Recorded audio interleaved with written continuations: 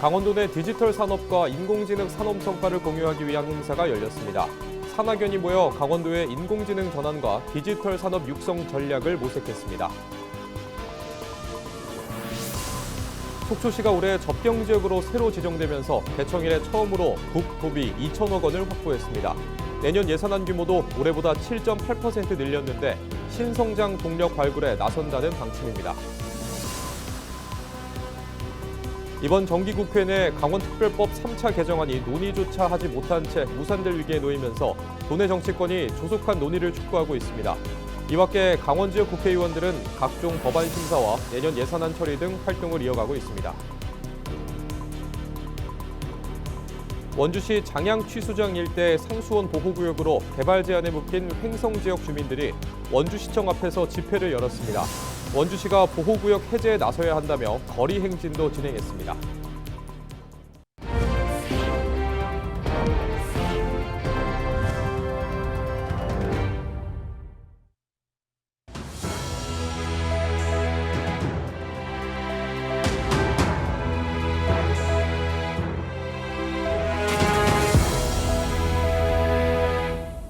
시청자 여러분 안녕하십니까? 헬로티비 뉴스입니다. 강원도 내 디지털 산업과 인공지능 산업 성과를 공유하기 위한 강원 디지털 슈퍼위크가 올해 처음으로 열렸습니다. 이번 행사에는 산학연이 모여 강원도의 인공지능 전환과 디지털 산업 육성 전략을 함께 모색했습니다. 정승환 기자가 보도합니다. 사용자가 침상에 눕자 모니터에 압력 수치가 표시됩니다. 잠시 뒤 자동으로 부위별 침상 높이를 조정해 압력을 분산시킵니다. 침상에 AI 기술을 접목해 사용자의 몸과 침상의 압력 수치를 분석하고 정교하게 자세를 조정해주는 욕창 예방 매트리스입니다. 저희 제품은 누워 계시면 압력을 스스로 모니터링을 해서 어떤 자세로 계시는지 어디에 압력이 집중되는지를 스스로 인식을 합니다. 그리고 그 해당되는 부위의 압력을 지속적으로 모니터링한 다음에 압력을 제거해주는 인공지능 기능의 욕창 예방 매트리스입니다. 강원특별자치도의 마스코트 강원이와 특별히 모습을 한 챗봇도 등장했습니다. 강원도의 인기 먹거리를 추천해주고 강원FC에 대한 팀 소개도 해줍니다. 강원FC는 2008년에 설립된 대한민국 프로축구 K리그 소속의 축구팀입니다. 강원도의 AI 디지털 산업과 관련 기업의 성과를 한자리에서 만날 수 있는 강원 디지털 슈퍼위크가 열렸습니다. 그동안 각 분야와 기관별 행사는 있었지만 의료기기부터 정보통신, 메타버스 등 여러 분야와 도내 관련 기관을 총망라해 열린 것은 이번이 처음입니다. 이번 행사는 단순 성과 공유를 넘어 강원도의 AI 전환과 디지털 산업 혁신을 위한 중장기 전략을 모색하는 교류와 협력의 장으로 열렸습니다. 뒤늦게 시작했기 때문에 모든 가용한 이런 자원을 다 긁어 모아서 힘을 합쳐서 나가야 될 그런 때입니다. AX에 동참하는 것은 선택이 아니라 이제는 필수다. 강원도의 디지털 산업 고도화를 위한 3+3 전략도 제시됐습니다.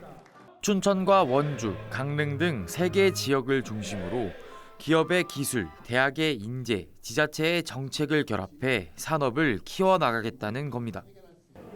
강원도는 올해 첫 개최를 시작으로 매년 춘천과 원주, 강릉 등에서 연례 행사를 열고 강원도의 디지털 산업과 AI 산업 육성 전략을 모색해 나갈 계획입니다. 헬로티비 뉴스 정승환입니다. 속초시가 개청 이래 처음으로 국토비 2천억 원을 확보했습니다. 지난 3월 접경 지역으로 지정된 효과가 본격적으로 나타난 건데요. 속초시는 2028년 동서고속철도 개통 등 기반시설 확충 등을 통해 새로운 성장 동력을 마련한다는 계획입니다. 보도에 최성식 기자입니다. 도로에 차량들이 긴 줄을 늘어섰고 가다서다를 반복합니다. 가을 단풍철 설악산 진입도로 모습인데 주말과 휴일에도 상황은 비슷합니다. 속초시는 이런 만성적 교통난을 해소하기 위해 설악 파크호텔에서 소공원까지 1.6km 구간을 기존 2차로에서 3차로로 확장할 계획입니다. 설악산 국립공원 진입도로 확장 사업은 특수상황지역 개발 신규 사업으로 사업비를 확보하게 됐습니다. 지난 3월 접경지역으로 지정된 뒤 속초시가 새로 승인받은 특수상황지역 개발 사업은 모두 6건, 사업비 총액은 210억 원에 달합니다. 속초도심 청초 유원지에 타워형 놀이시설과 잔디마당, 정원과 쉼터 등을 조성하는 정비사업도 포함됐습니다. 또 속초해변에 야간 경관과 인식조형물을 설치하는 관광거점 연계사업, 속초시 교동 만리 근린공원 조성사업 등도 지역 특화 사업으로 추진됩니다. 앞으로 그동안 속초시가 못했던 많은 현안 사업들을 적경 사업으로 저희가 특수상지역과 적경 발전종합계획 사업으로 해서 시민들이 복지와 편의 사업에 많이 하는 그러한 사업이 될 것으로 기대하고 있습니다. 속초시가 시의회에 제출한 내년도 예산안은 올해보다 7.8% 늘어난 5,413억 원 규모입니다. 특히 개청 이래 처음으로 국도비를 2천억 원 이상 확보하며 접경지역 지정 효과가 본격적으로 나타나고 있습니다. 속초시는 2028년 동서고속철도와 동해 북부선 철도 개통, 속초역 역세권 개발 등을 통해 새로운 성장 동력을 마련한다는 계획입니다. 또 속초항 국제항로를 활성화하고 문화관광 콘텐츠를 발굴해 국제관광도시로 도약한다는 목표입니다. 더 중요한 건 동서고속철도가 지금 28년을 목표로 지금 가고 있습니다. 그렇게 되면 아마 속초는 역세권을 중심으로 한 새로운 미니 신도시, 새로운 도시로 또 도약할 수 있는 기회가 있을 거라고 생각합니다. 그래서 컴팩트 시티를 바탕으로 한 지속 가능한 미래 속초를 만드는데도 주안점을 두고 대규모 기반시설 확충과 지역 특화 사업으로 속초시가 도시 경쟁력을 한 단계 끌어올릴 수 있을지 주목됩니다. 헬로티비 뉴스 최성식입니다. 횡성 지역 주민들로 구성된 상수원 보호구역 피해대책위원회는 28일 원주시청 앞 광장에서 원주시 상수원 보호구역 해제를 촉구하는 집회를 열었습니다. 이날 대책위는 주민 등 800여 명이 참여한 가운데 원주시 장양리 취수장 운영에 따른 개발 제한 등 불이익을 주장하며 해제 대책을 촉구했습니다. 원주시장은 우리 행성 국민의 고통을 외면하지 말고 형평성 없는 행정을 바로잡고 우리의 생존권을 지키기 위해 불합리한 상수원 보호구역을 즉각 해체해 주시길 간절히 요청합니다. 대책위는 집회에 이어 원주시청에서 법원 사거리까지 2.7km가량 거리를 행진에 나섰습니다. 강원특별자치도는 해양수산부의 2026년 수산자원 조성 공모 사업에 6곳이 선정돼 국비 94억 원을 확보했다고 밝혔습니다. 강릉 사근진, 동해 천곡, 삼척 임원 등 3곳은 바다 사막화로 훼손된 연안 해역의 생태계를 복원하기 위한 바다숲 조성 사업에 선정됐습니다. 고성 아야진과 양양 남해, 강릉 안인해역 등 3곳은 인공어초 설치 등을 위한 수산자원 산란 서식장 사업에 선정됐습니다. 최근 경기 화성과 평택 산란계 농장에서 고병원성 조류인플루엔자가 잇따라 발생함에 따라 방역당국이 AI 확산 예방을 위한 행동수칙 준수를 당부했습니다. 원주지방환경청은 조류인플루엔자는 철새와 가금류뿐 아니라 사람에게도 감염될 수 있는 인수공통 바이러스라며 감염된 철새의 배설물이나 오염된 물, 먼지 등을 통해 빠르게 전파된다고 설명했습니다. 환경청은 야생 조류나 동물 사체와의 접촉을 피하고 철새 도래지나 농장 방문 뒤에는 비누로 30초 이상 손 씻기, 폐사체 발견 시 정부 민원콜센터 110이나 지자체에 즉시 신고해달라고 강조했습니다. 또 철새 도래지 주변의 낚시와 산책을 자제하고 개인 위생과 소독을 철저히 해달라고 당부했습니다.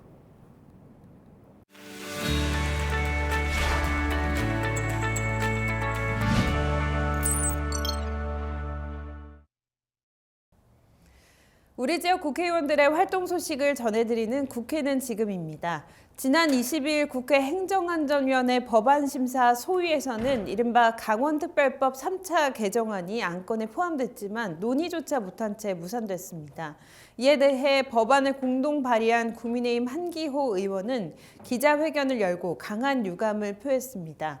한 의원은 강원도의 생존이 걸린 법안이 정쟁과 행정부 비협조 속에 1년 넘게 심사되지 않고 있다고 지적하며 여야 모두 정치권 유불리를 떠나 강원도민을 중심에 두고 즉각 법안 심사에 나서야 한다고 촉구했습니다. 1분 1초가 아까운 상황에서 기다리며 더는 상처가 되지 않도록 강원특별법이 도민의 희망이 될 수 있도록 민주당과 정부는 그리고 정기 국회 안에서 여야 합의에 의해서 강원특별법 3차 개정안의 조속한 통과가 되도록 더불어민주당 송기현 의원이 참여하고 있는 국회 예산결산특별위원회는 최근 내년도 정부 예산안 심사를 이어가고 있습니다. 송 의원을 포함한 예결특위 소속 민주당 의원들은 지난 24일 기자회견을 열고 국민의힘 의원들이 민생, 통상, AI 등 주요 예산을 전액 삭감하려 한다며 유감을 표명했습니다. 특히 지역사랑 상품권 국비 지원 의무화 예산과 소상공인 바우처, 대미 관세 협상 관련 예산 등이 야당의 삭감 요구로 위협받고 있다며 책임 있는 여당으로서 중요 민생 예산을 지켜내겠다고 강조했습니다. 국민의힘 박정하 의원은 최근 한 방송에 출연해 국민의힘이 전 대통령 국정 운영과 과거 상황들에 대해 정리해야 한다고 말했습니다. 그러나 계엄 당시 국민의힘 의원 18명이 위헌 위법한 계엄이라고 가장 먼저 지적하고 본회의장을 지켜 계엄 해제를 이끌어냈다며 민주당의 위헌정당 심판 추진은 당을 와해시키려는 것이라고 비판했습니다. 박 의원은 진정성 있는 메시지가 국민에게 다가가기 위해서는 계엄과 전 대통령 문제를 우선 정리해야 한다고 강조했습니다. 더불어민주당 허영 의원은 지난 23일 SNS를 통해 국가인권위원회가 헌법 존중 정부혁신 TF 구성을 거부했다고 밝혔습니다. 허 의원은 TF 구성을 막은 일부 인사가 오히려 조사 대상이 될 수 있는 인물이라며 명백한 셀프 면죄부라고 비판하고 해당 위원들의 즉각 사퇴를 촉구했습니다. 국민의힘 유상범 의원은 자신의 SNS에서 횡성 장날을 맞아 횡성당원협의회가 사법파괴 법원 장악 저지 대국민 서명운동을 진행하고 있다고 설명했습니다. 이번 서명운동은 홍천, 횡성, 영월, 평창은 물론 전국적으로 이루어지고 있다며 참여를 독려했는데요. 유 의원이 공개한 사진에는 김명기 횡성군수를 비롯한 국민의힘 인사들이 함께한 모습도 담겼습니다. 국민의힘 이양수 의원은 고성 대문어 양양 쥐노래미 산란 서식장 조성 사업이 해양수산부 공모사업에 최종 선정됐다고 밝혔습니다. 총 사업비 90억 원이 투입되며 대문어 인공서식장 조성과 수중환경 복원을 통해 동해안 어업자원 회복과 어민 소득 증대가 기대된다는 설명입니다. 끝으로 무소속 최혁진 의원은 법제사법위원회 전체회의에서 공공배달앱과 지역상품권 연동 문제, 기술 탈취 방지 대책을 집중 질의했습니다. 최 의원은 고령화된 소상공인이 AI, 디지털 전환 속에서 가장 큰 충격을 받고 있다며 정부 대응이 지나치게 미온적이라고 지적했습니다. 지금까지 국회는 지금이었습니다. 춘천 수소교통복합기지가 다음 달 2일 동래면 학곡리 일원에서 문을 엽니다. 수소교통복합기지는 국내 최초로 액화수소 충전소를 포함한 시설로 수소버스와 트럭을 하루 최대 100대까지 충전 가능합니다. 또 검사소와 세차장 등 수소차 운행에 필요한 시설을 갖춰 수소차 충전부터 관리, 검사가 가능한 원스톱 시스템을 구현했습니다.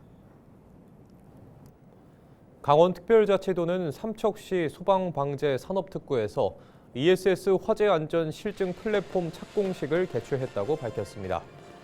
ESS는 태양광 풍력발전 등으로 생산된 신재생 에너지를 전기로 저장해 공급하는 배터리 시스템으로 최근 관련 화재가 지속적으로 발생하면서 화재 예방과 안전성 검토에 대한 필요성이 커지고 있습니다. 이번에 구축되는 ESS 소방기자재 인증평가센터는 2028년까지 총 사업비 244억 원을 투입해 안전성 검증을 종합적으로 실증할 수 있는 인프라를 구축할 계획입니다.